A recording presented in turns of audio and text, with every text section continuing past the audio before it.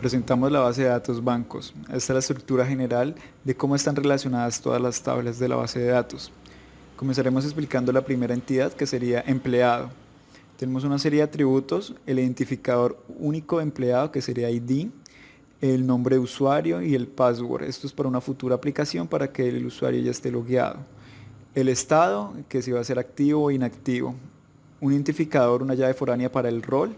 El primer nombre, el ID de cargo, que es una llave foránea para la tabla cargo empresarial. El ID de la sucursal, que pertenece en este caso a este empleado. El segundo nombre y todos sus datos básicos como tal. Tenemos un CRUD de registro para ver cuándo se registró el usuario, cuándo se actualizaron los datos y si posteriormente se eliminó el empleado.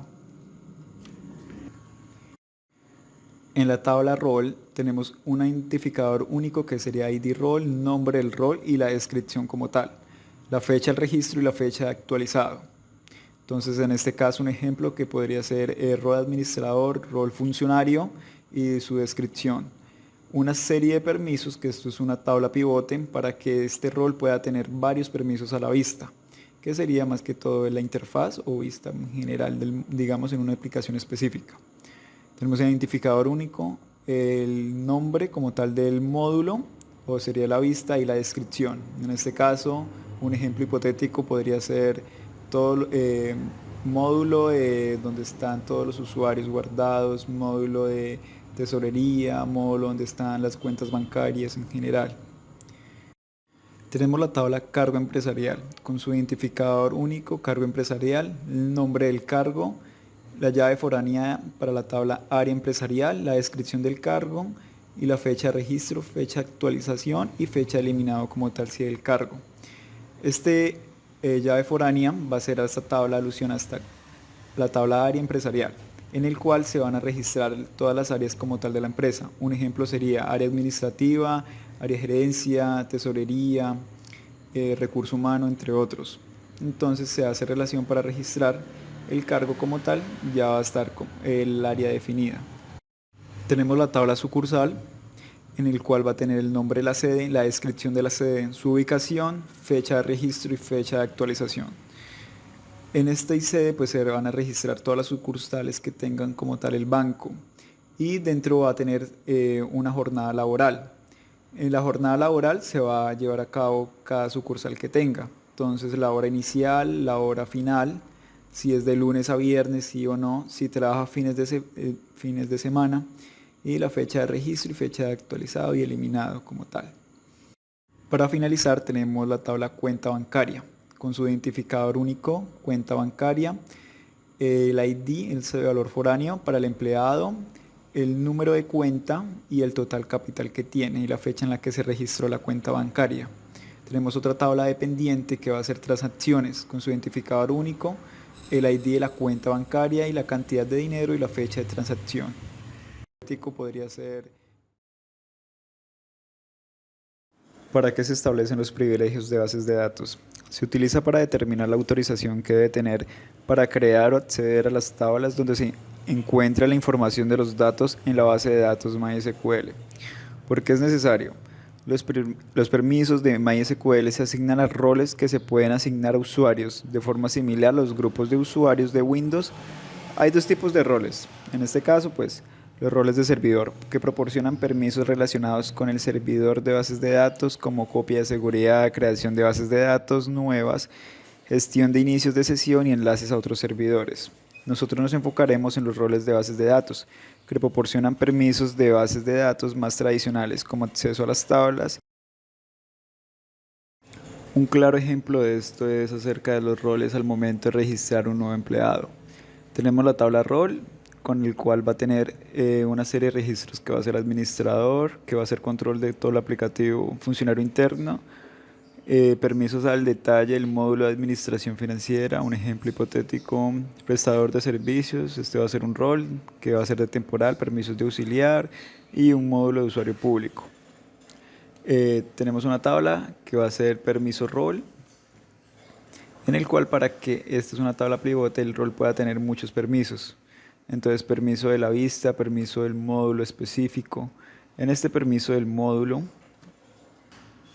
tenemos en esta tabla que sería permiso vista, tenemos vista de módulos de finanzas, vista de todas las sucursales de la empresa. Entonces, para que la persona al momento de registrar el rol, pues solamente va a tener permisos para acceder a estos dos módulos. Creación de vistas. ¿Para qué?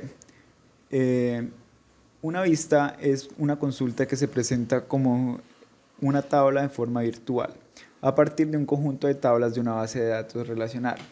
Las vistas tienen la misma estructura que una tabla y filas y columnas. La única diferencia es que solo se almacena en ellas la definición y no los datos.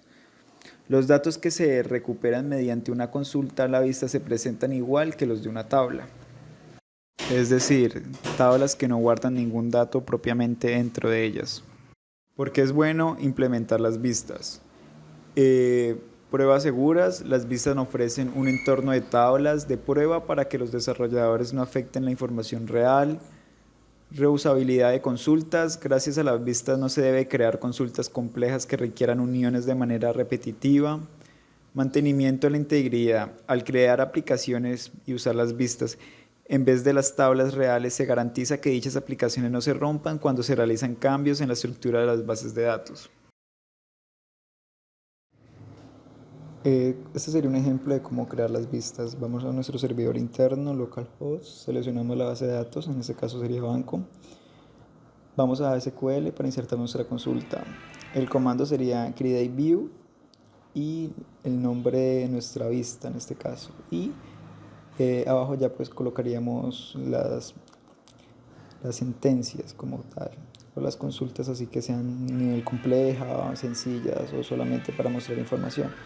En este caso yo voy a hacer el cruce de dos tablas por medio de inner join para saber qué empleados están registrados en diferentes sucursales. Entonces en este caso sería select empleado, punto primer nombre, coma empleado, punto segundo nombre, coma sucursal nombre sede de la tabla empleado, y hacemos un inner join con la tabla sucursal y la tabla empleado cuando sus identificadores únicos sean iguales.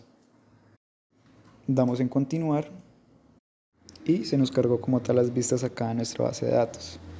Acá están todas las vistas que queremos. En este caso estaría vista empleado, cargo empresarial, y acá tenemos como tal el resultado de nuestra consulta.